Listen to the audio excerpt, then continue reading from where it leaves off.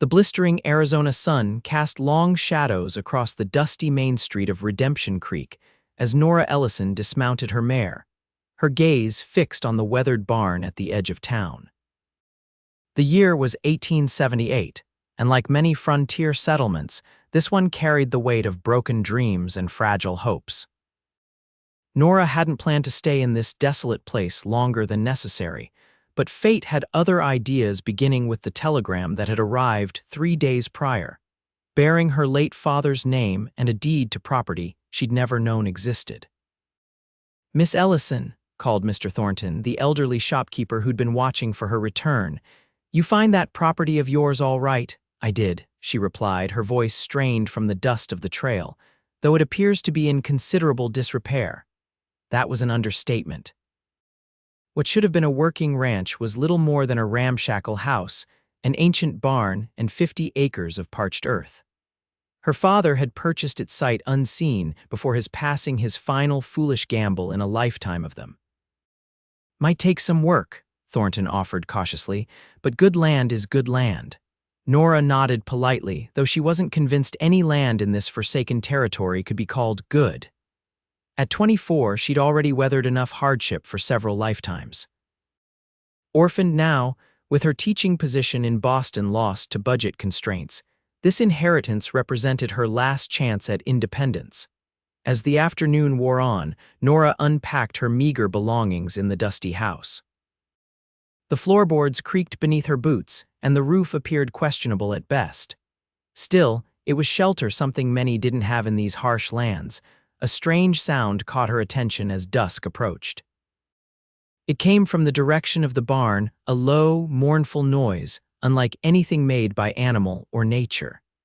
Curiosity overcame caution as she grabbed her father's old pistol from her trunk and stepped outside into the gathering darkness. The barn door stood slightly ajar, a sliver of fading light spilling onto the dirt floor within. Nora approached cautiously, the weight of the gun unfamiliar in her hand. With each step, the sound grew clearer, a man's voice, broken by what could only be sobs. Heart pounding, she pushed the door wider. The hinges protested with a groan that echoed in the cavernous space. The sobbing stopped abruptly. "Who's there?" called a deep voice, rough with emotion. Nora raised the pistol. "I should be asking you that question. This is my property." Silence followed, then a match flared to life, illuminating a face carved by hardship and weathered by sun. The man was on his knees in the dirt, surrounded by scattered tools and what appeared to be the remnants of a saddle. His clothes, though dusty, were of good quality, and the gun belt at his waist spoke of experience in these lawless territories. "Your property?" He sounded genuinely confused. His blue eyes reddened from tears he made no attempt to hide. "My father was Jefferson Ellison. He purchased this land before his passing." The man's shoulders slumped further, if that were possible. "Jeff Ellison," he muttered, shaking his head slowly. "I should have known. You knew my father, Luke Irwin," he introduced himself, making no move to stand. "And yes, I knew your father. We played cards in Tucson 3 months ago." A bitter laugh escaped him. "I thought I was winning until he laid down 4 kings." Understanding dawned on Nora. "This was your ranch." It wasn't a question, but he nodded anyway. 5 years of blood and sweat, every dollar I had. "And I lost it all in a single hand of poker." His voice cracked as he gestured to the emptiness around them. "I've lost everything." Nora slowly lowered her gun, a strange mix of emotions washing over her. This place represented her fresh start, her only hope. Yet it clearly meant the same to the broken man before her. "Not me," she said softly, surprising herself with the words. Luke Irwin's head snapped up, confusion etching new lines in his already troubled face. "Madam." "You haven't lost me," Nora clarified, though she wasn't entirely sure what she meant by it. "I mean, this land. Perhaps we can come to an arrangement." Under the faint light of the match before it died, she saw something flicker in his eyes, a spark where moments before there had been only desolation. The room plunged back into darkness, but in that moment, something undefined shifted between 2 strangers brought together by chance, cards, and the unforgiving frontier that demanded allies for survival. Dawn broke harsh and brilliant over the eastern hills, painting the landscape in hues of gold and amber. Nora had spent a restless night on a rickety bed frame with a threadbare mattress, her mind racing with questions about the man she'd found in her barn. After their strange encounter, Luke had quietly gathered his few remaining possessions and moved to sleep in the decrepit bunkhouse 50 yards from the main house. Now, as she stepped onto the porch with a cup of bitter coffee, she spotted him already at work mending a section of fence that had collapsed. His movements were purposeful but weary, as though each action cost him more than it should. "Mr. Irwin," she called, approaching with a second cup of coffee. He straightened, wiping sweat from his brow despite the early hour. "Miss Ellison?" "I believe we have matters to discuss," she said, offering him the coffee. He accepted with a nod of thanks. "I've been thinking about your proposition, an arrangement, you called it." "Yes." Nora gazed out over the property, seeing it with fresh eyes in the morning light. Beyond the immediate disrepair, there was potential here: rolling pastures stretching toward distant mountains, a creek that likely ran stronger in the rainy season, and soil that might prove fertile with proper attention. "You know this land, I don't." "I have the deed, but not the knowledge to make it prosper." "And I have the knowledge, but not the deed," he completed her thought, a rueful smile touching his lips. "Precisely." Nora met his gaze directly. "I propose a partnership. You stay on as foreman, help restore the ranch, and we split whatever profits it generates." Luke's expression grew guarded. "That's mighty generous, Miss Ellison, but I don't take charity." "It isn't charity," she replied firmly. "It's business. I need someone who understands ranching, and you need somewhere to rebuild.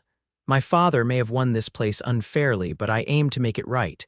He studied her for a long moment, his blue eyes assessing. "You're not what I expected." "What did you expect?" "I don't know." "Someone more like your father, perhaps." Nora stiffened. "I'm nothing like my father, Mr. Irwin.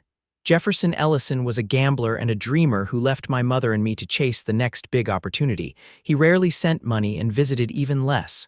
I learned long ago not to depend on his promises." Luke looked startled by her candor. "I apologize for presuming." "No need. Just understand that I came here because I had nowhere else to go, not because I'm looking to continue my father's legacy of taking what isn't rightfully his."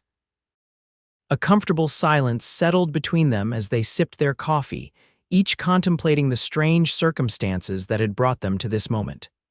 "Partners, then?" Luke finally said, extending his hand. Nora took it, feeling the rough calluses that testified to years of hard work. "Partners?" The agreement sealed, Luke began outlining what needed immediate attention: the roof on the house, the well pump that worked only intermittently, the broken corral fence where they could eventually keep horses. "And water," he stressed. "The creek runs year-round but slows considerably in summer. Your father," he paused, correcting himself. "This property has water rights, but the neighboring ranch has been diverting more than their share." "Who owns it?" "Harlan Blackstone." Luke's expression darkened. "He's been trying to buy up every acre in this valley for years. When he heard I lost this place in a card game, he offered to buy it from your father for twice what it's worth."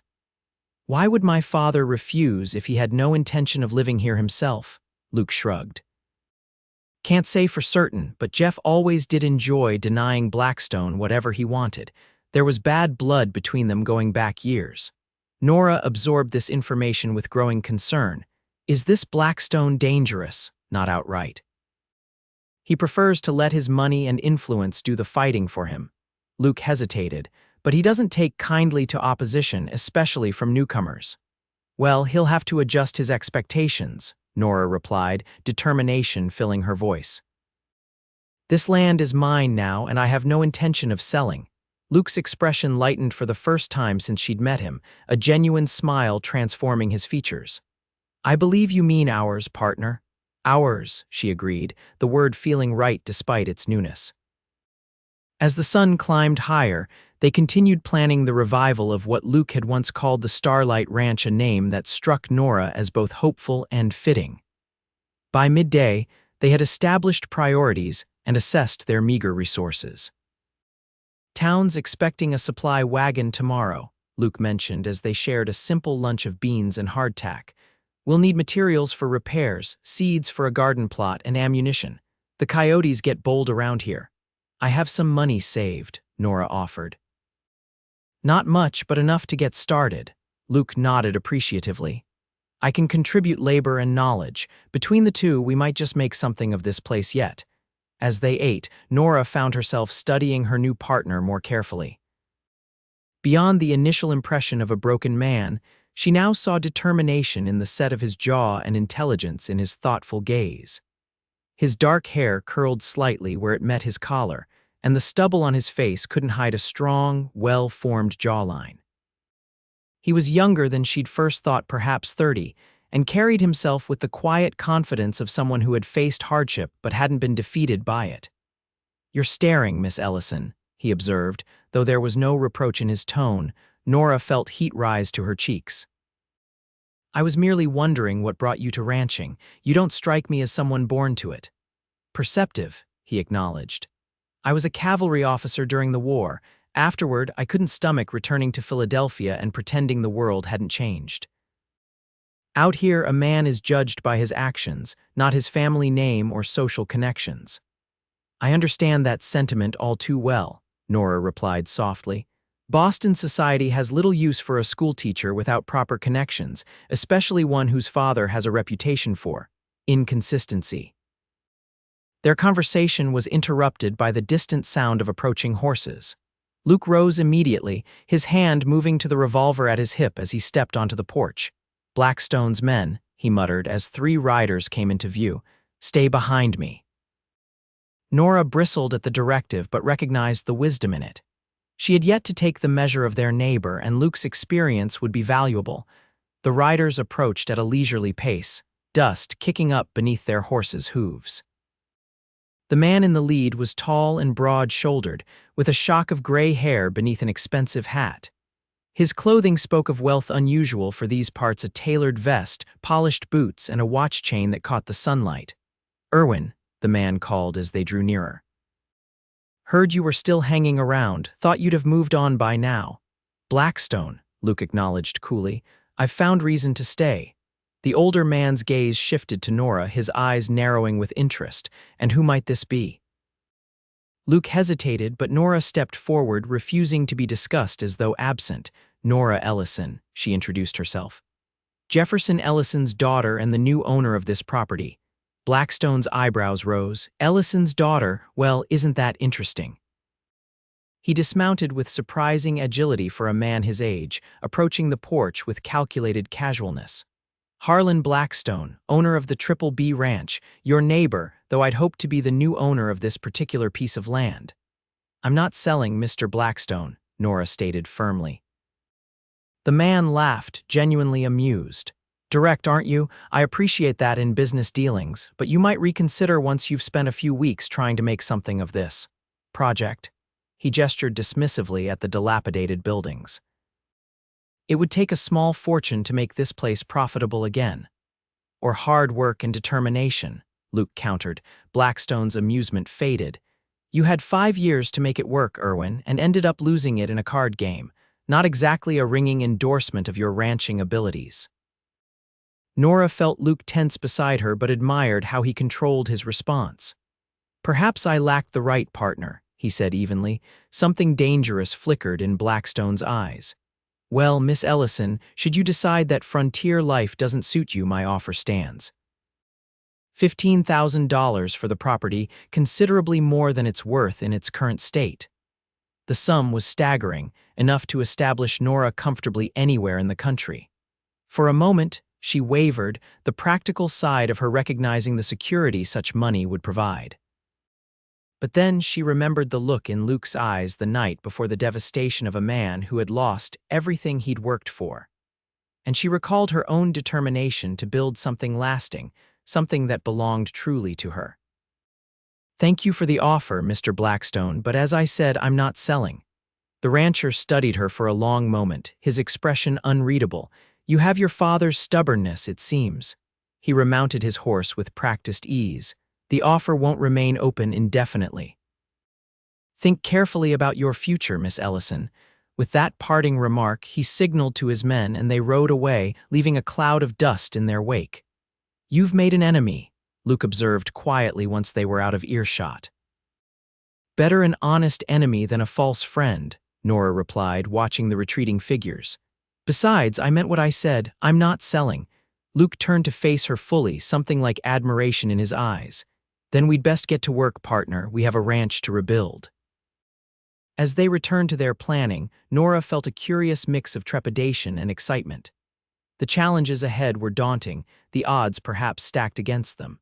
But for the first time in years, she was charting her own course rather than being swept along by circumstances beyond her control. And her unexpected partner, the broken cowboy she'd found on his knees, already seemed less broken with each passing hour. There was something about Luke Irwin, a quiet strength, an understated dignity that resonated with her in ways she couldn't quite articulate. As the day progressed into evening, their shared vision for the Starlight Ranch grew clearer, and with it, a tentative bond began to form between two strangers united by chance and necessity in the unforgiving Arizona territory. The following week passed in a blur of activity as Luke and Nora threw themselves into the arduous task of revitalizing the Starlight Ranch. Their trip to town had yielded necessary supplies and attracted curious stares from the locals, who were unaccustomed to seeing a well-educated Eastern woman dressed in practical frontier clothing, negotiating prices with the determination of a seasoned trader. "You're causing quite a stir," Luke had commented as they loaded their purchases onto the wagon. "Let them stare," Nora had replied, unconcerned. "I didn't come west to win a popularity contest." Now, as she worked alongside Luke repairing the leaky roof, she wiped sweat from her brow and surveyed their progress. The house was gradually becoming habitable, the broken windows replaced, the worst leaks mended, and the interior scrubbed clean of years of dust and neglect. "Hand me those nails," Luke requested, balanced precariously on the roof's edge. Nora passed them up, admiring the efficiency with which he worked. Over the past days, they'd established a rhythm, each learning the other's strengths and accommodating their weaknesses. Luke was patient with Nora's inexperience in manual labor, and she, in turn, contributed organizational skills and financial acumen that complemented his practical knowledge. "We should finish this section before the afternoon heat becomes unbearable," he suggested, hammering the last nail into place. "Agreed. Then perhaps we could discuss acquiring livestock. The corral repairs are nearly complete," Luke nodded thoughtfully. "There's a small herd for sale about 20 miles south. Nothing fancy, just 30 head of mixed cattle, but it would be a start. The owner's moving back east after his wife passed." "How much?" "More than we have at present," he admitted, "but I know the man. He might consider partial payment now, with the remainder due after our first sale." Nora considered this. "It's a risk. Ranching is all about calculated risks," Luke replied with a wry smile. "Whether market prices, predators, nothing's guaranteed except the work itself." "Then we'll speak to him tomorrow," Nora decided. "If the terms are reasonable, we should proceed." They worked in companionable silence until the midday sun drove them to seek shelter in the shade of the newly repaired porch. Sharing a canteen of water, they rested on the steps, the vastness of the territory spread before them in a panorama of rugged beauty. "I never understood the appeal of this landscape until now," Nora confessed, gazing at the distant mountains. "In Boston, I imagined the West as desolate and forbidding. And now," Luke prompted, "now I see its character. There's honesty in this land. It makes no false promises, demands respect, and rewards those willing to understand its nature." Luke studied her with quiet intensity. "You have a way of seeing to the heart of things, Miss Ellison." "Nora," she corrected him. "If we're to be partners in this venture, I think we can dispense with formalities." A smile tugged at the corner of his mouth. "Nora," he agreed, "and I'm Luke." The simple exchange marked another small step in their evolving relationship, one built on mutual respect rather than social convention. Nora found herself increasingly comfortable in Luke's presence, appreciating his straightforward manner and unwavering work ethic. There was something refreshingly authentic about him, devoid of the pretense she'd often encountered in Boston society. Their moment of rest was interrupted by the approach of a solitary rider, a young man with a messenger bag slung across his chest. "Mail delivery," Luke explained, rising to greet the rider. "Ben makes the rounds once a week to the outlying ranches." The young man dismounted, tipping his hat respectfully to Nora. "Madam, got a telegram for you from back east." He rummaged in his bag, producing a folded piece of paper. "Came through yesterday." Nora accepted it with a mixture of curiosity and trepidation. Few people knew her whereabouts, and fewer still would have reason to contact her. Opening the telegram, she scanned its brief contents, her expression growing troubled. Bad news. Luke inquired after Ben had continued on his route. "My former employer in Boston," Nora explained, refolding the paper carefully. "The school board has reconsidered their budget constraints and offered to reinstate my teaching position." Luke's face remained carefully neutral, though something flickered in his eyes. "That's fortunate, is it?" Nora wasn't certain herself. A week ago, such news would have been welcome, a return to familiar surroundings and financial security. Now she found herself unexpectedly reluctant. "Teaching is your profession," Luke observed. "Surely it offers more certainty than trying to resurrect a failing ranch in hostile territory." "Perhaps," she conceded, "but certainty isn't everything." Their conversation was cut short by a distant rumble of hoofbeats, multiple riders approaching at speed. Luke's hand moved instinctively to his sidearm as he stepped in front of Nora. "Blackstone's men," he muttered as 5 riders came into view, "and they're not here for a social call." The riders thundered into the yard, surrounding the house in a show of force. Nora recognized Harlan Blackstone at their head, his expression grim beneath the brim of his hat. "Irwin," he called without dismounting, "you're diverting water from my stream." Luke remained composed despite the accusation. "It's not your stream, Blackstone. The water rights for this property are clearly documented." "Rights you forfeited when you lost this place," the older man retorted. "My men found your new dam this morning." "A dam replacing the one your men destroyed last month," Luke countered. "We're taking only what's legally ours." Blackstone's jaw tightened. "The law out here is determined by who has the power to enforce it." His gaze shifted to Nora. "Miss Ellison, I warned you about partnering with this man.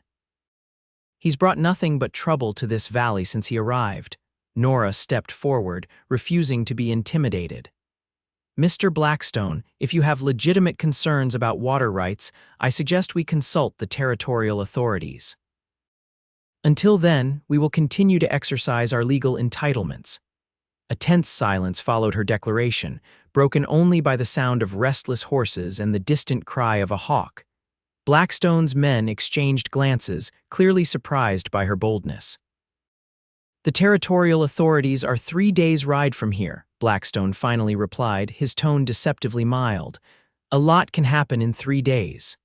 "Is that a threat?" Luke's voice had dropped dangerously low. "A reality check," Blackstone corrected, "for both of you." He straightened in his saddle. "Remove that dam by sundown tomorrow, or my men will do it for you, and they won't be as careful about what else gets damaged in the process." With that parting ultimatum, he wheeled his horse around, his men following in formation as they galloped away. "He means it," Luke said grimly once they'd disappeared from view. "Blackstone doesn't make idle threats." "Then we need to be prepared," Nora replied, her mind racing. "What options do we have?" Luke considered the question, his expression thoughtful rather than defeated. "We could comply temporarily while seeking legal intervention, or fortify our position and hope Blackstone reconsiders when faced with determined resistance. Or find another solution entirely," Nora suggested. "Is there a way to secure our water needs without relying on the disputed creek?" Luke's expression brightened. "There's an old well on the western property line deeper than the one near the house. My father dug it years ago before he lost the original ranch to gambling debts. It ran dry during a drought, and most folks forgot about it, but with some work. Could it provide enough water for our needs? Possibly," he acknowledged. "It would require clearing and deepening, but it might give us an independent water source." "Then that's our path forward," Nora decided. "We'll work on the well while maintaining our legal claim to the creek water." Blackstone can't object to us utilizing resources entirely within our property boundaries. As they outlined their plan, Nora was struck by how naturally they had fallen into a partnership based on mutual respect and shared goals. The telegram from Boston seemed increasingly irrelevant, a remnant of a life that already felt distant. That evening, as they sat on the porch watching the sunset paint the western sky in brilliant hues of gold and crimson, Nora found herself studying Luke's profile in the fading light. The past week had revealed layers to him she hadn't initially perceived: intelligence beneath his practical knowledge, compassion beneath his reserved exterior, and a quiet dignity that adversity had tested but not broken. "Why did you stay?" she asked suddenly. "After you lost the ranch to my father, why remain in a place filled with such painful memories?" Luke was silent for so long that Nora thought he might not answer. When he finally spoke, his voice was soft with reflection. "This land gets in your blood," he said simply. "I couldn't imagine being anywhere else, even if it meant witnessing someone else living my dream." And now, he turned to face her, his blue eyes reflecting the last golden rays of sunlight. "Now I have a second chance to make that dream a reality, with a partner who sees the same potential I do." He hesitated. Unless Boston's call proves stronger than the frontiers, Nora realized he was referring to the telegram, the opportunity to return to her former life. "Boston represents security and familiarity," she acknowledged, "but not possibility, not the chance to build something truly mine." "Ours," he corrected gently, echoing her own words from days earlier. "Ours," she agreed, a warm sense of certainty settling in her chest. As darkness enveloped the landscape and the first stars appeared overhead, Nora understood with sudden clarity that she had already made her decision. The Starlight Ranch, with all its challenges and uncertainties, represented a future she wanted to fight for alongside the man who had once lost everything, but was now helping her discover what truly mattered. The following morning dawned with ominous clouds gathering on the horizon, unusual for the season and a potential blessing for the parched land. Nora and Luke began work early, focused on locating and assessing the forgotten well that might provide their salvation from Blackstone's threats.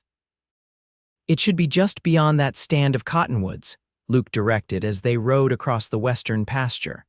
"My father marked it with a circle of stones." The landscape here was more rugged, with scattered boulders and patches of scrub brush.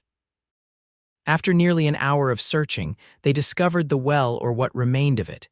Years of neglect had left little more than a depression in the earth surrounded by weathered stones. "It doesn't look promising," Nora observed, dismounting to examine it more closely.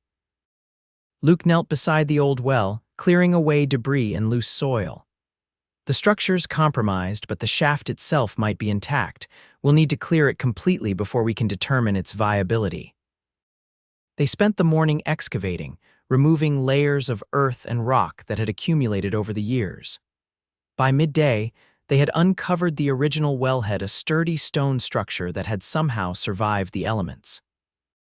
"This craftsmanship is impressive," Nora remarked, admiring the carefully fitted stones. "Your father was skilled." "He was good with his hands," Luke acknowledged, a complicated mix of emotions crossing his face. "Just not with his decisions. The gambling that cost me this ranch was a family legacy I tried and failed to escape." Nora considered his words. "Yet you risked everything to build this place. That doesn't sound like someone ruled by his father's vices." "Perhaps not," Luke conceded, "but I lost it all the same." "Not all," Nora reminded him gently. "You're still here, still fighting for what matters to you." Their eyes met briefly before Luke looked away, clearly uncomfortable with the direction of the conversation. "We should test the depth," he suggested, changing the subject. "If we're lucky, there might still be water within reasonable reach."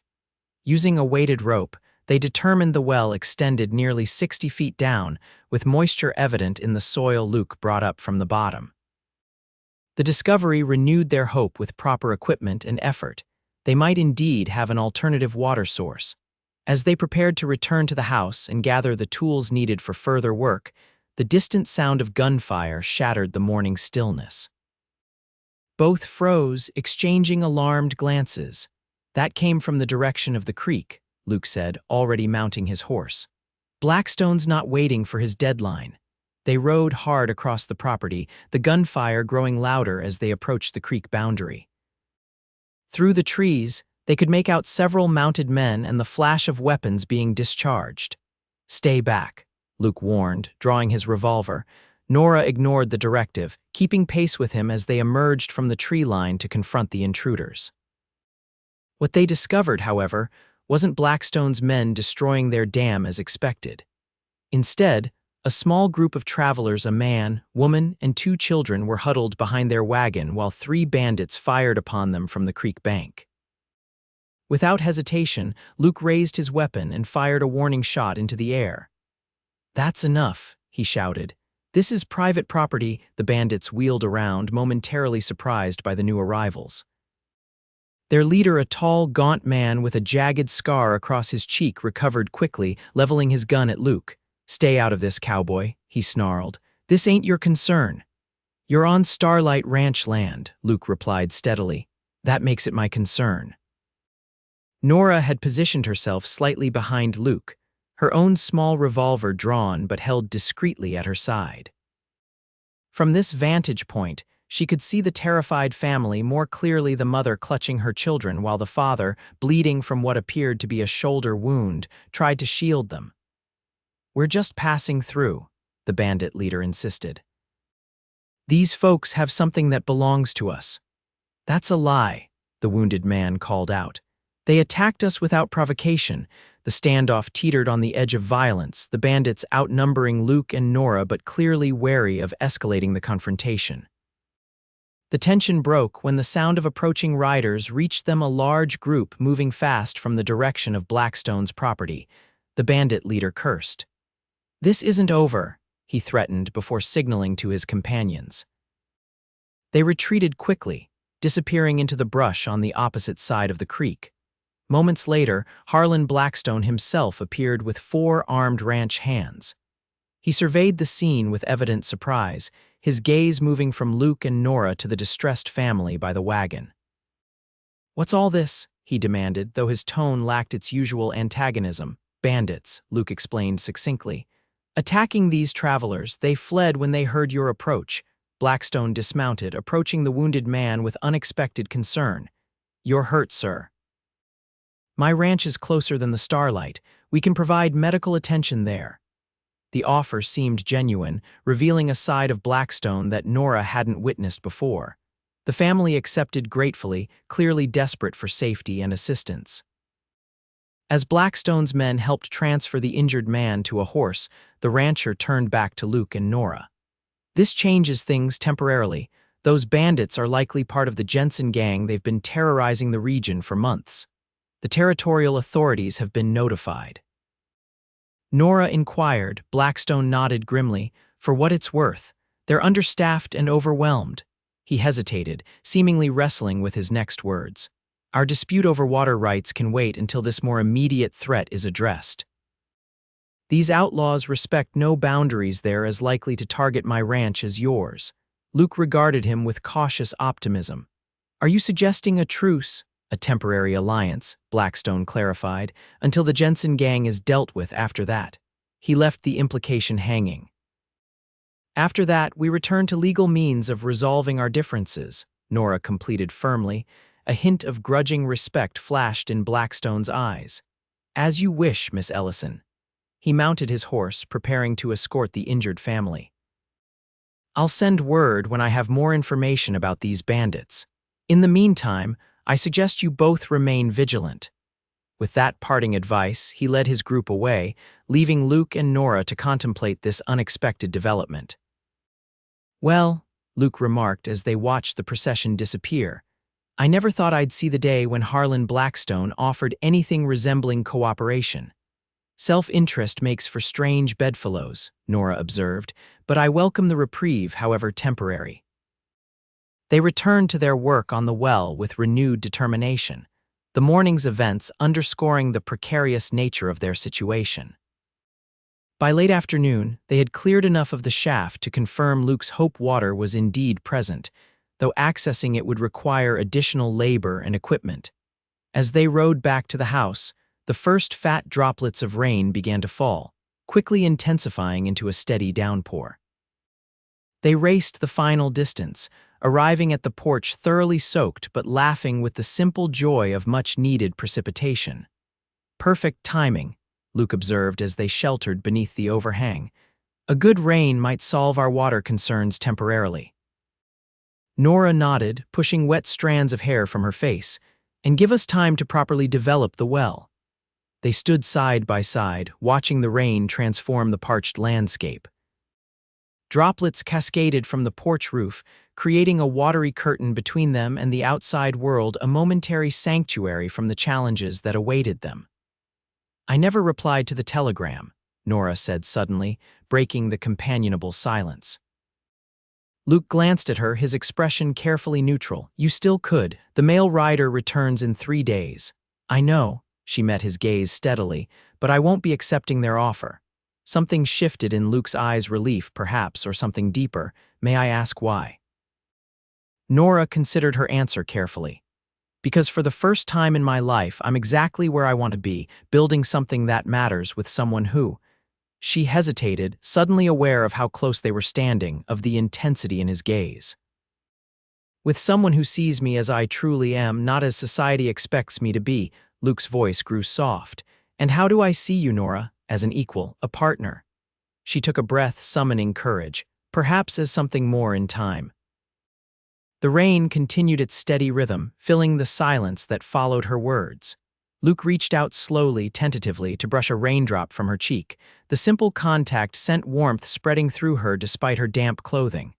I lost everything once, he said quietly, or so I believed. But finding you here, in this place I thought was no longer mine. He struggled for words, emotion making his voice rough. Perhaps losing everything was necessary to discover what truly matters. Nora understood then that they were no longer speaking merely of the ranch or their partnership. Something profound was taking shape between them, something neither had anticipated but both now recognized. The moment was interrupted by a crack of thunder so loud, it seemed to shake the very foundation of the house. Both started, then laughed at their mutual reaction, the tension of the moment broken but not forgotten. We should change into dry clothes, Luke suggested practically. This storm might last well into the night. Nora nodded her agreement, though part of her wished to remain in this suspended moment a while longer. As she turned to enter the house, Luke gently caught her hand. Nora, he said, his voice barely audible above the rain, I'm glad you're staying. The simple statement contained multitudes' acknowledgement of her decision, appreciation of her presence, and the promise of a shared future yet to unfold. Nora squeezed his hand in response, words unnecessary between them. That night, as the storm raged outside and they shared a simple meal by lamplight, their conversation flowed easily from practical matters of ranch management to personal histories and hopes for the future. The boundaries between business partners and something more intimate continued to blur, creating a new understanding neither rushed nor resisted.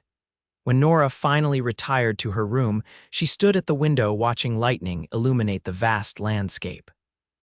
The Boston schoolteacher who had arrived just over a week ago seemed a distant memory, someone constrained by convention and limited by circumstances.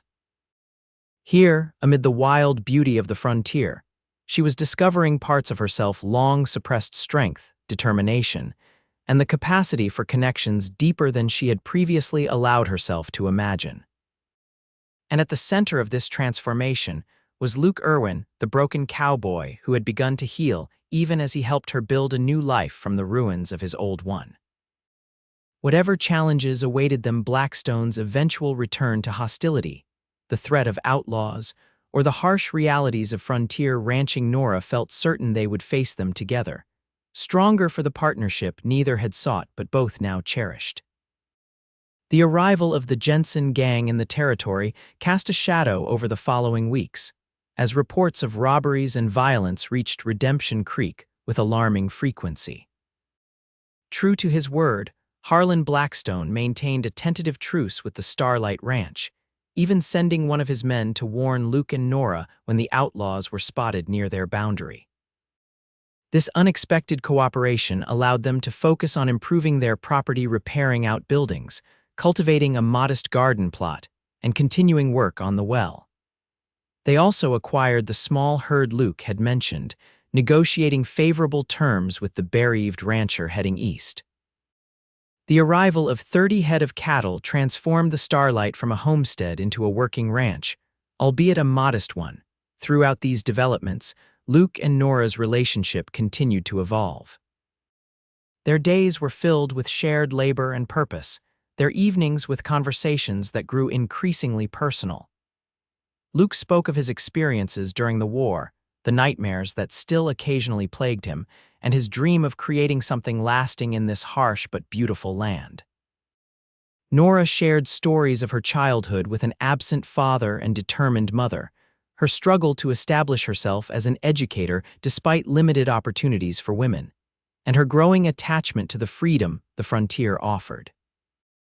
Yet despite their deepening connection, both maintained a certain restraint, neither quite ready to acknowledge what was developing between them. It was as though they feared naming the emotion might somehow make it vulnerable to the same fate as Luke's previous dreams for the Starlight. This unspoken understanding might have continued indefinitely had circumstances not forced their hand. The catalyst came nearly a month after Nora's arrival, when a severe injury threatened everything they'd built together. Luke had been mending fences on the far eastern boundary, a full day's task he'd undertaken alone, while Nora managed affairs closer to the house. When his horse returned riderless late in the afternoon, Nora felt fear clutch at her heart with icy fingers.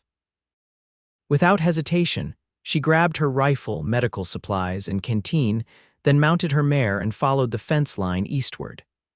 The setting sun cast long shadows across the landscape, creating an urgency that matched her racing pulse. Every scenario imaginable: accident, outlaw attack, animal predators played through her mind as she urged her horse to greater speed. She found him nearly 2 miles from the house, crumpled at the base of a steep ravine beside the remains of a wooden fence post. His horse must have spooked, sending both rider and timber over the edge. Luke was conscious but clearly in pain, his left leg bent at an unnatural angle and a gash across his forehead seeping blood. "Nora," he gasped when he saw her, attempting to rise despite his injuries. "The Jensen gang, lie still," she instructed firmly, dismounting and rushing to his side.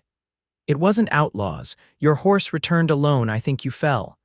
Relief washed over his face, followed immediately by a grimace of pain as she examined his injuries. The leg was definitely broken, and the head wound, while not life-threatening, had left him dizzy and disoriented. "Can you ride?" she asked, already knowing the answer. Luke attempted to shift and immediately turned ashen. Not without help and not far, Nora assessed their options quickly. Nightfall was approaching, bringing with it dropping temperatures and increased danger from predators. Luke needed proper medical attention, but moving him risked worsening his injuries. The nearest doctor was in town, a good 3 hours' ride even under ideal conditions. "We'll make camp here tonight," she decided. "I'll get you comfortable, then ride for help at first light." "No," Luke protested weakly. "Too dangerous to stay here. The Jensen gang is less dangerous than moving you in this condition," Nora countered firmly. "I have the rifle, and we're well hidden in this ravine." Despite his objections, Luke was in no condition to argue further. Nora worked efficiently, gathering brush to create a makeshift shelter, building a small fire, and using her limited medical knowledge to clean and bind his wounds as best she could. The broken leg presented the greatest challenge. She needed to immobilize it without causing additional trauma. "This will hurt," she warned as she prepared to splint the injury with branches and strips torn from her petticoat. Luke nodded grimly, bracing himself. His face contorted in agony as she straightened and bound the limb, but no sound escaped him beyond a sharp intake of breath. "You'd make a decent field medic," he managed after the worst had passed. "I taught schoolchildren," Nora replied, attempting lightness despite her concern. Their mishaps provided ample practice in emergency care. As night descended fully, they huddled beside the small fire.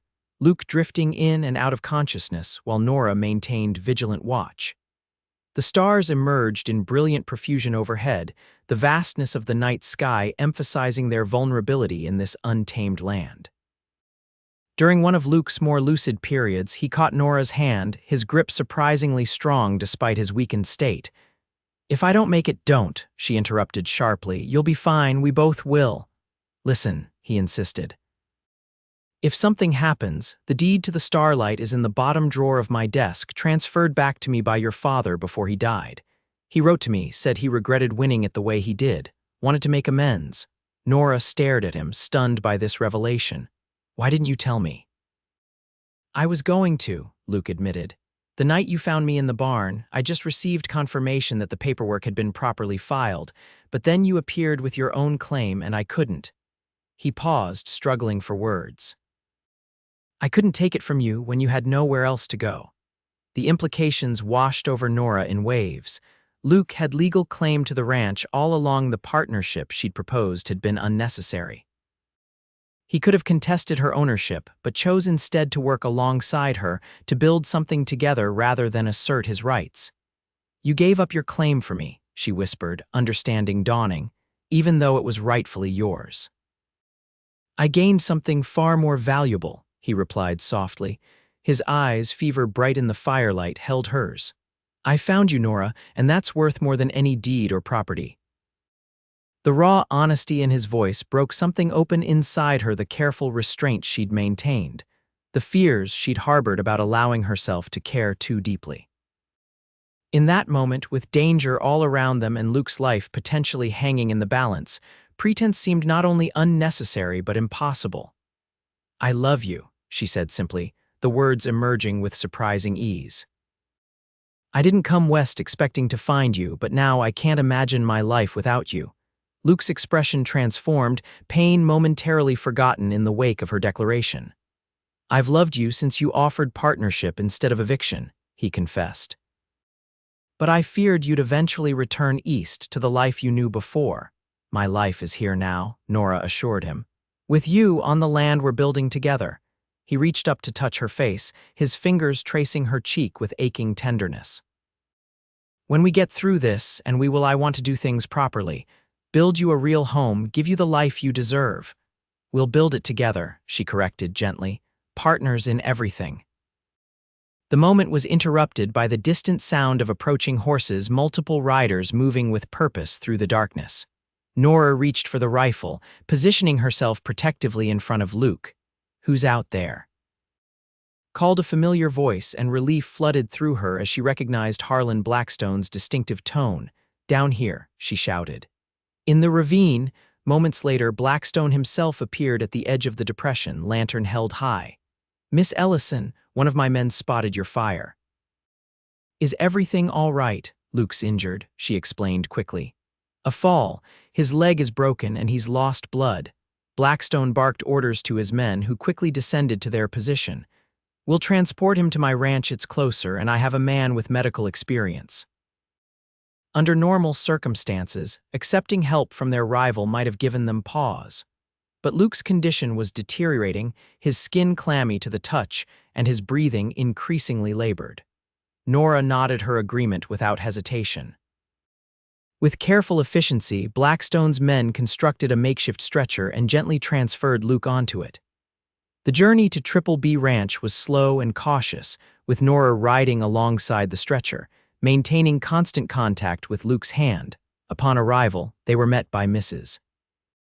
Hernandez, Blackstone's housekeeper, who directed the men to place Luke in a well-appointed guest room.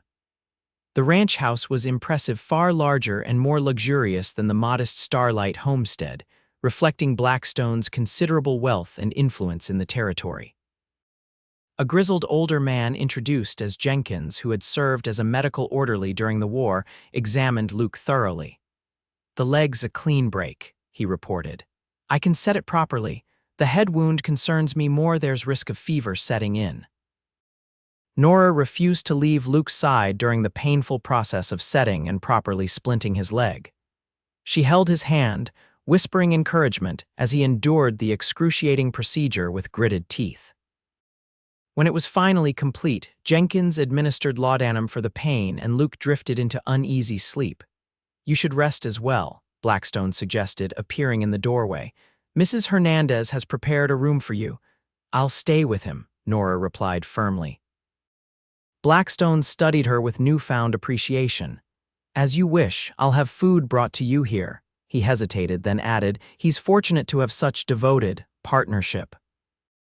Something in his emphasis on the final word suggested he understood the true nature of their relationship, but there was no judgment in his tone, only a curious reassessment.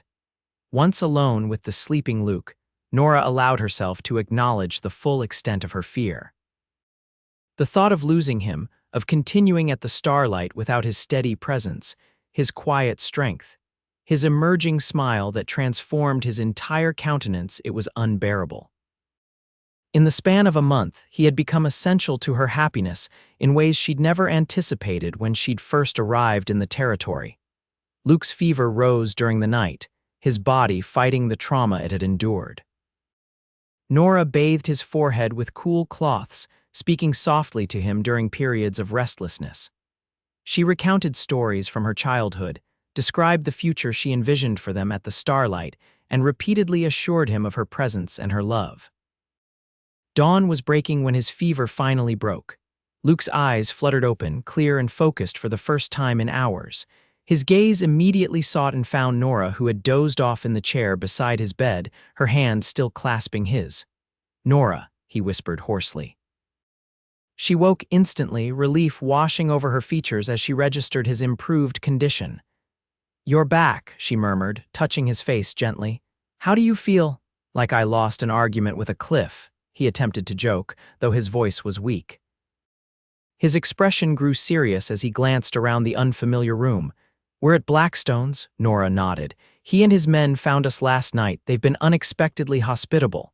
Luke absorbed this information with evident surprise. "Strange times indeed." His hand tightened around hers. "Did I dream it, or did you say you loved me out there?" "You didn't dream it," she confirmed softly. "Though perhaps your timing in nearly getting yourself killed to hear it could have been better." A smile touched his lips. "I'd fall down 100 ravines to hear those words from you." "Let's not test that theory," Nora suggested dryly, though her eyes shone with emotion. "One broken leg is quite enough." Their quiet moment was interrupted by a knock at the door. Mrs. Hernandez entered with a breakfast tray, followed by Harlan Blackstone himself. "Good to see you awake, Irwin," the rancher observed. "You had us concerned." "Thank you for your assistance," Luke replied formally, though the words clearly cost him some effort. "We're in your debt." Blackstone waved away the acknowledgement. "Consider it neighborly duty." "Besides, we have larger concerns than our water dispute." His expression grew grave. "The Jensen gang attacked the Miller homestead yesterday, killed the father, took everything of value." The news landed heavily in the room. The Millers were a young couple who had recently established a small farm 10 miles south of Redemption Creek. "Were there survivors?" Nora asked, dreading the answer. "The wife and infant son," Blackstone confirmed grimly. "They're in town now, under the protection of what passes for law enforcement in these parts." Luke struggled to sit up despite his injuries. "This can't continue. The territorial authorities are weeks away at best," Blackstone interrupted. "And by the time they arrive, there may be nothing left to protect." He hesitated, then continued with obvious reluctance. "I've called a meeting of all landowners in the valley. We need to organize our own defense." The implication was clear: their private disputes needed to be set aside in favor of collective security. It was a significant concession from a man who had built his empire through aggressive expansion and individual might. "When is this meeting?" Luke inquired. 3 days from now in town," Blackstone replied. "Though given your condition, I'll be there," Luke stated firmly. Nora recognized the determination in his tone, the same resolve that had driven him to rebuild after losing everything. "We'll be there," she corrected. "The Starlight Ranch will do its part." Something approaching respect flickered in Blackstone's eyes. "Good. Rest and recover, Irwin. We'll need every able body when the time comes." He turned to leave, then paused in the doorway. Jenkins says you should remain here at least a week before attempting the journey back to your property. Consider yourselves welcome guests." After he departed, Luke turned to Nora with a mixture of disbelief and amusement. Did Harlan Blackstone just offer us hospitality without ulterior motive? It appears so, Nora agreed, equally bemused. Though I suspect his newfound neighborliness may not extend to water rights once the Jensen threat is eliminated. One crisis at a time, Luke suggested pragmatically. He reached for her hand again, his expression growing serious.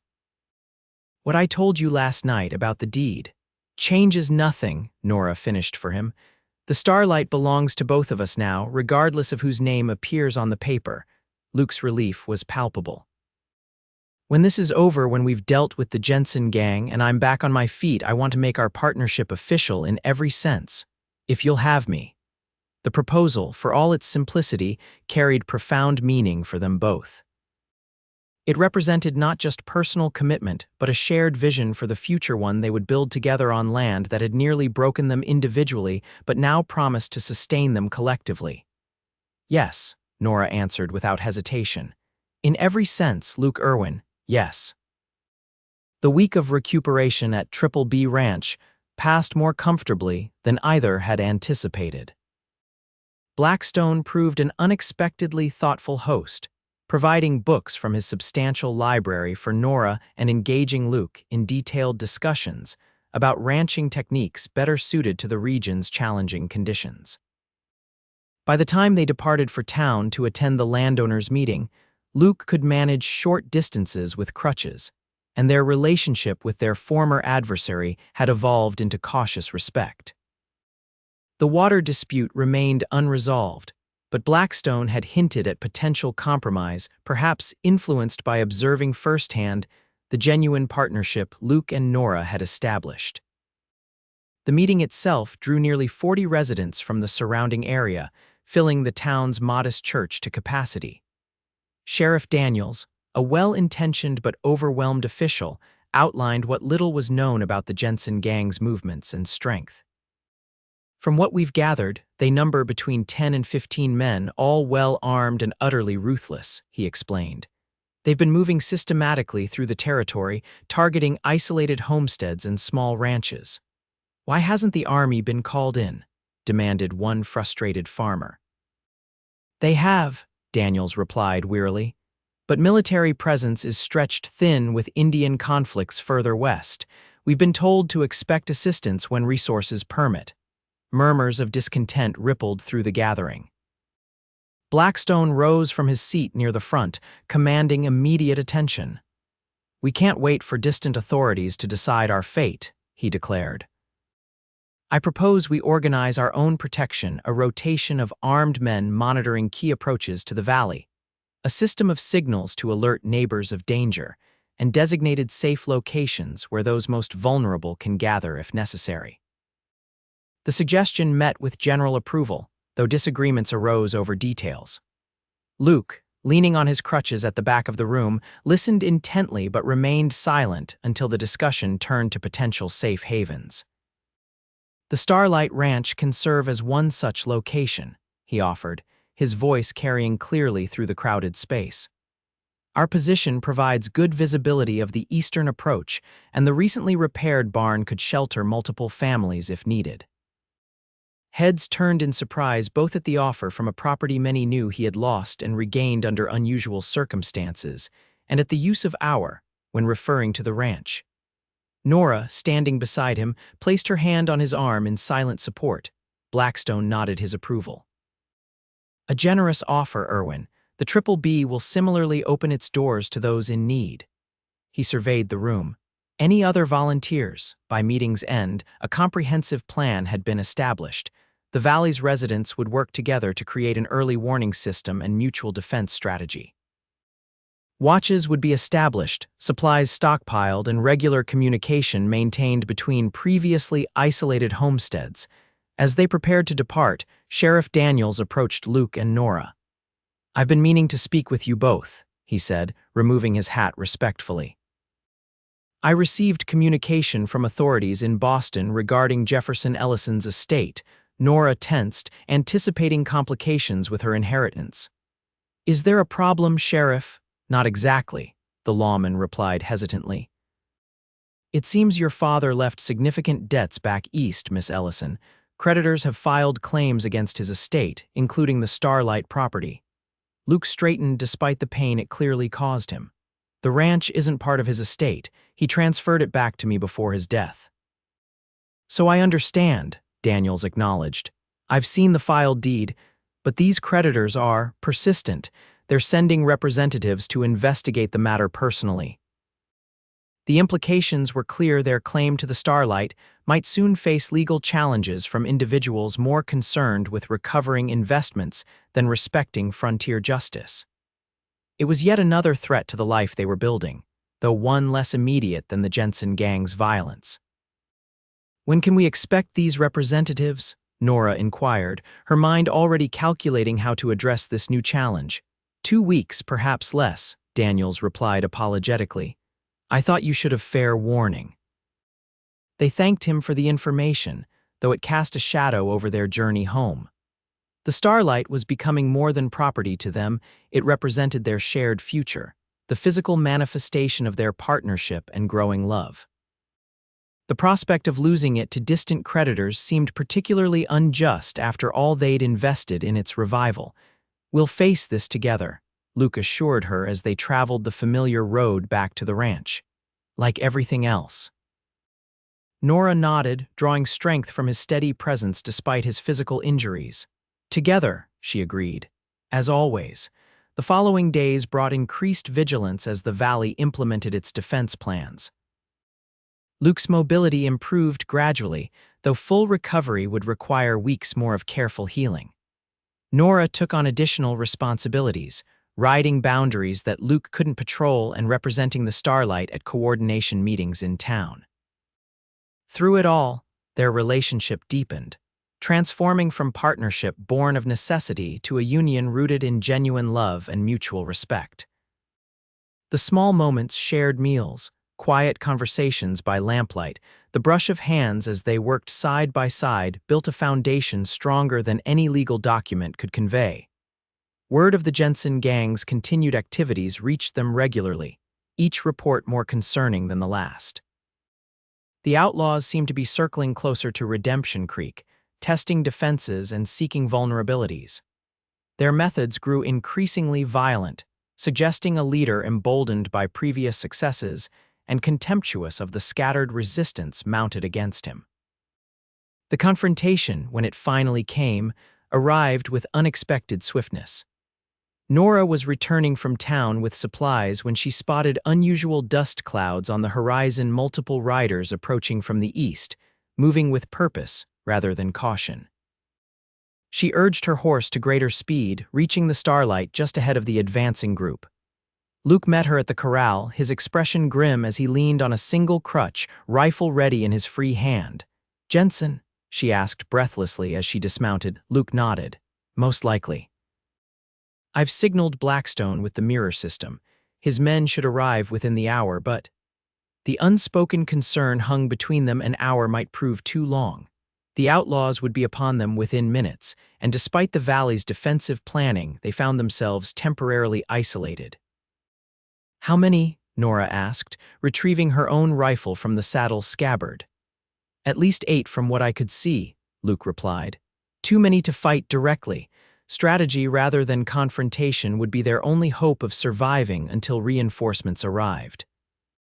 Luke quickly outlined their options: barricade themselves in the house, which offered better protection but limited escape routes, or use the barn's multiple access points to maintain mobility at the cost of more vulnerable positioning. "The house," Nora decided. "We can defend all approaches with clear lines of sight." They worked rapidly to secure windows and doors, positioning ammunition within easy reach at key vantage points. Luke, despite his injury, moved with the practiced efficiency of a man accustomed to crisis. Nora matched his focus, fear present but controlled beneath her methodical preparations. "If anything happens to me," Luke began as they completed their arrangements. "Don't," Nora interrupted firmly. "We'll both survive this just as we've survived everything else." The approaching riders slowed as they neared the property. clearly assessing the seemingly quiet ranch. Through a narrow gap in the window covering, Nora observed 7 men rough-looking figures whose expressions conveyed casual malevolence rather than desperation. These weren't desperate men driven to crime by circumstance. They were predators who enjoyed the fear they inspired. Their leader, the scarred man they'd encountered at the creek, signaled for his companions to spread out around the property. His confidence suggested he believed the ranch minimally defended, perhaps even abandoned. "Luke Irwin," he called out, his voice carrying easily across the yard. "We know you're in there. Come out and talk like civilized folk." Luke remained silent, catching Nora's eye and shaking his head slightly. Engaging would only reveal their positions and numbers. "Not feeling sociable today," the outlaw continued mockingly. "That's unfortunate. We just wanted to discuss a business proposition." He gestured, and 2 of his men dismounted, moving toward the barn with predatory intent. "Last chance, Irwin," the leader shouted. "Come out now or we start burning this nice little spread to the ground." The threat was no idle boast. One of the dismounted men already carried a torch, approaching the barn's wooden structure with clear intent. If the building caught fire, the entire ranch could be consumed, especially with the dry conditions prevailing. Luke's jaw tightened. "We can't let them burn the Starlight," he whispered. "Everything we've built is just property," Nora finished firmly. "Our lives matter more than buildings or land." But even as she spoke, she recognized the impossible choice before them. Revealing themselves meant near certain capture or death. Remaining hidden meant watching their home and future reduced to ashes. The decision was made for them when one of the outlaws discovered fresh tracks leading to the house evidence of Nora's recent arrival. "Boss," he called.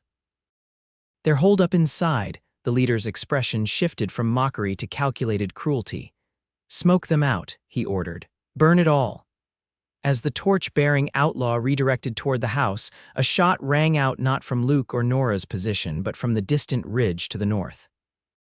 The man with the torch crumpled, and chaos erupted in the yard as the Jensen gang scrambled for cover. More gunfire followed, disciplined and precise. Through the window, Nora glimpsed riders approaching rapidly. Blackstone's men, arriving earlier than expected and with overwhelming force. The outlaws, caught in the open and outflanked, found themselves in an untenable position. "Surrender, Jensen," called Blackstone himself, his voice carrying across the property. "You're surrounded and outgunned." The scarred leader Jensen himself cursed viciously, his plans disintegrating before him. But rather than surrender, he made a desperate dash toward the house, apparently intent on securing hostages to bargain with. Luke positioned himself by the door, rifle ready despite the awkwardness of balancing on his healing leg. "Stay back," he warned Nora. "If he breaches the entrance, we face him together," she countered, taking position on the opposite side. Jensen reached the porch, bullets from Blackstone's men splintering wood around him but somehow missing their target. He crashed against the door with his shoulder, the impact shuddering through the frame but failing to break the reinforced barrier. "Open up," he demanded. "Or I'll kill everyone on this property." The empty threat revealed his desperation. Outside, his men were being systematically captured or neutralized by Blackstone's superior force. Jensen's reign of terror was ending, not with the glorious last stand he might have imagined, but with increasing isolation and inevitable defeat. A final volley of shots from the yard was followed by unnatural stillness. Then Blackstone's voice, controlled but authoritative. "Jensen is the last one standing. The rest have surrendered or been neutralized. Come out with your hands visible, Jensen, it's over." The outlaw leader remained silent, pressed against the side of the house where defenders couldn't target him easily. Luke and Nora exchanged glances, recognizing that the most dangerous moment might be upon them, a cornered predator with nothing left to lose. "There's no escape," Luke called through the door. "Your men are captured. Surrender now and you'll receive a fair trial." Jensen's laugh was ugly with desperation. "Fair? Nothing's been fair since I came to this God-forsaken territory." A pause then. "Open this door or I'll make sure none of us leave alive." The threat carried weight. Many outlaws carried explosive devices for opening safes or creating diversions. If Jensen possessed such materials, he could indeed ensure mutual destruction. Luke's expression hardened with resolve. Before Nora could anticipate his intent, he had thrown open the door and lunged forward, tackling Jensen despite his injured leg. Both men tumbled from the porch into the dust of the yard, the outlaw's weapon discharging harmlessly into the air. Luke. Nora cried, rushing after them. The two men grappled briefly, Jensen's desperation lending him ferocity while Luke's injury hampered his movements. But before the struggle could reach its conclusion, Blackstone's men surrounded them, weapons trained on the outlaw leader. "It's finished, Jensen," Blackstone declared, dismounting to approach the subdued criminal. "Your reign of terror ends today."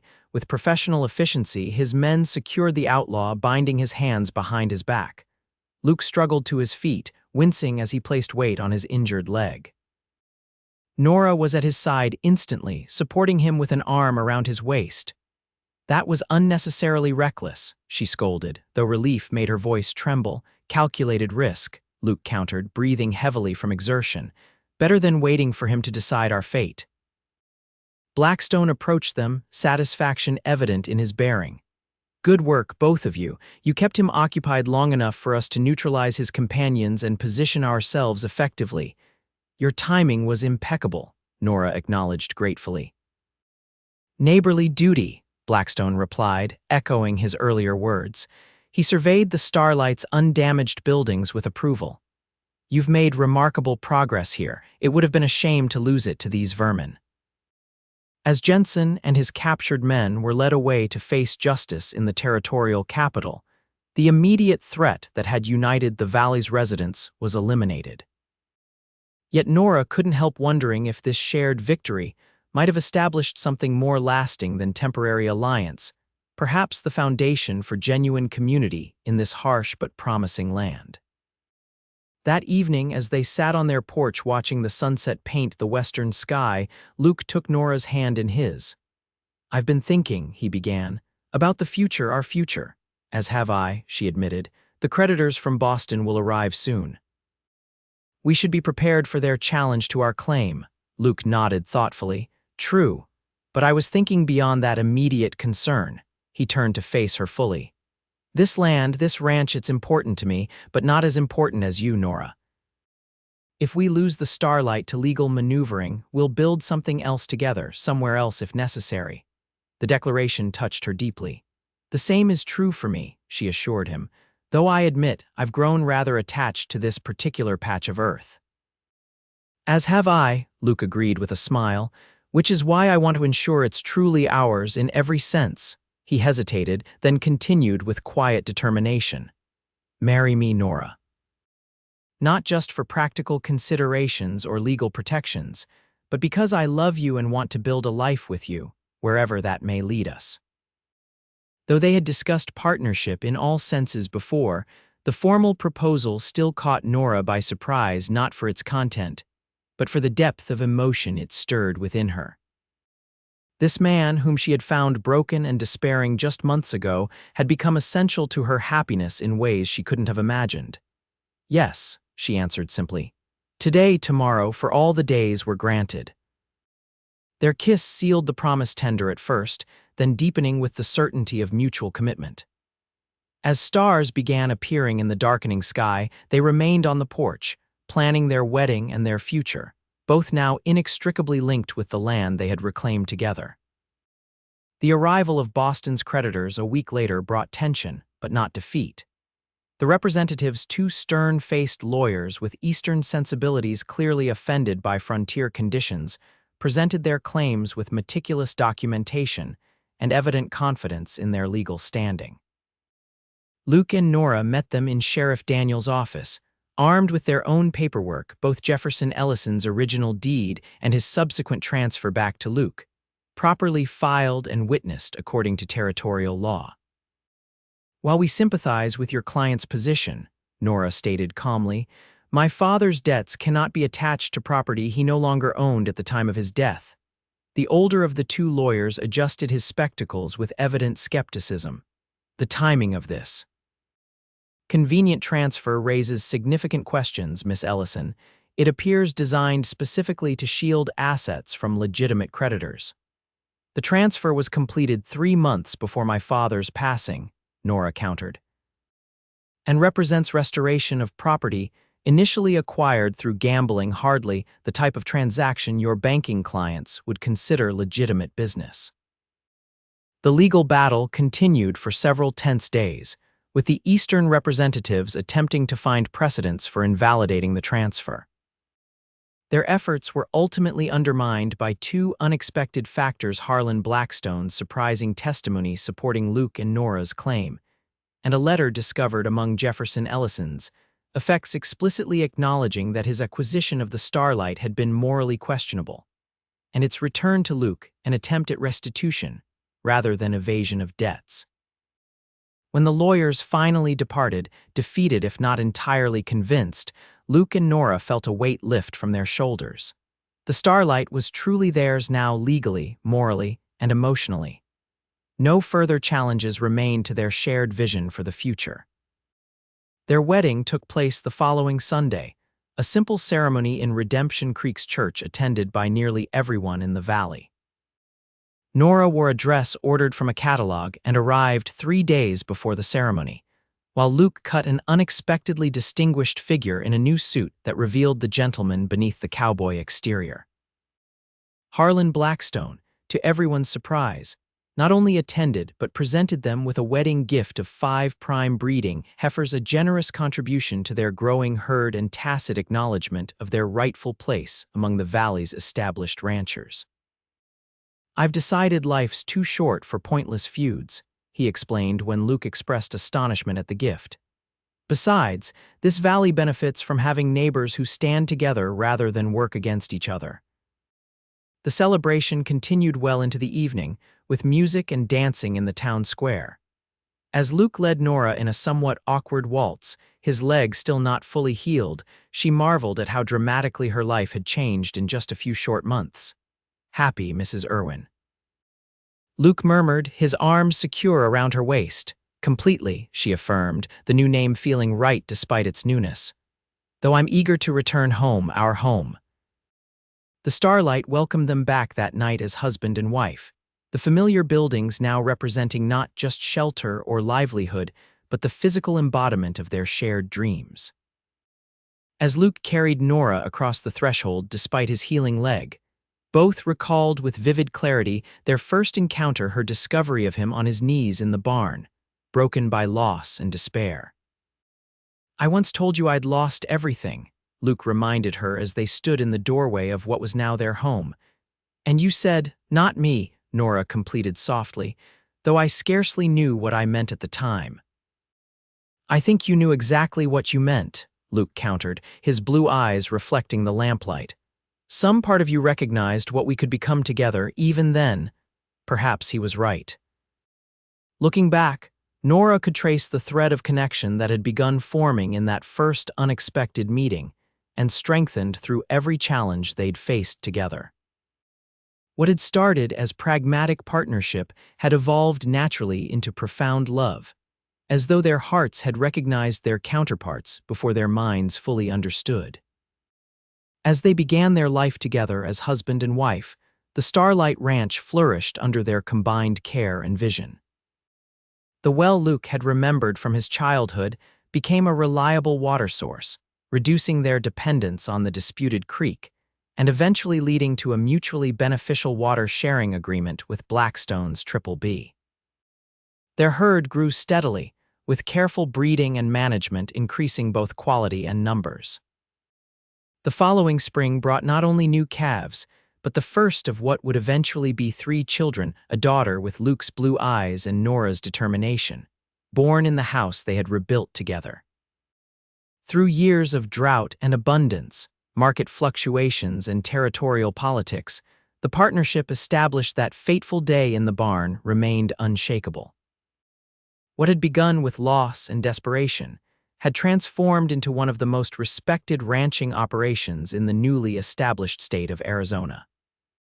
On the 10th anniversary of their meeting, Luke and Nora stood on their porch watching their children play in the yard of a home now expanded and improved, but still recognizably the Starlight. Their oldest daughter supervised her younger brothers with the same practical efficiency Nora had once applied to restoring the neglected property. "Did you ever imagine this?" Nora asked, leaning comfortably against her husband's side. "That day when I found you in the barn." Luke's arm tightened around her waist. "Never," he admitted honestly. "I thought I'd reached the end of everything worth having." His gaze swept over their thriving ranch, their healthy children, before returning to her face with undimmed adoration. Instead, it was just the beginning. "The beginning," Nora agreed, turning in his embrace to meet his kiss as sweet and essential as the first they'd shared, and a promise of all the years yet to come on the land that had brought them together, and the love that would sustain them through whatever challenges the future might hold.